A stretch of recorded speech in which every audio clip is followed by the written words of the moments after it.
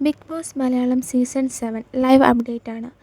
രേണുസുധിയുടെ ഒരു വീഡിയോയെക്കുറിച്ചാണ് നമ്മൾ ഇന്ന് സംസാരിക്കുന്നത്. അതും വോട്ടിംഗ് വീഡിയോയെക്കുറിച്ച്. രേണു നല്ലൊരു മത്സരാർത്ഥിയാണെന്ന് തന്നെ പറയാം.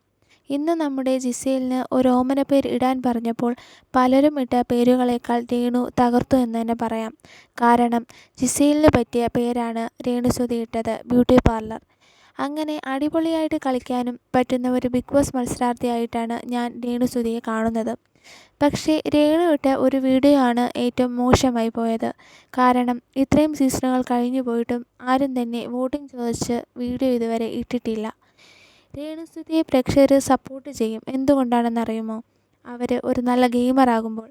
പക്ഷേ ബിഗ് ബോസ് ഹൗസിൽ നന്നായിട്ട് ഗെയിം കളിക്കുന്നവരെയാണ് പ്രേക്ഷകർ സപ്പോർട്ട് ചെയ്യുന്നത്.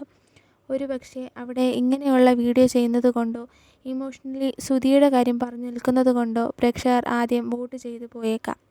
അതിനു മേലെ ഓഡിയൻസിൻ്റെ സപ്പോർട്ട് കിട്ടണമെങ്കിൽ പ്രേക്ഷകരെ മനസ്സിലാക്കി ഹൗസിൽ ഗെയിം കളിക്കണം. ഓരോരുത്തരുടെയും ഗെയിമിനെ വിലയിരുത്തിയിട്ടാണ് ആരാണ് മോശം അല്ലെങ്കിൽ നല്ലത് എന്ന് നമുക്ക് തിരഞ്ഞെടുക്കാൻ പറ്റൂ. എന്തായാലും ഇതുപോലെയുള്ള വീഡിയോ ഒന്നും ഇടരുതെന്ന് രേണുസുധി ഏത്തമിട്ട് പറയുന്നുണ്ട്.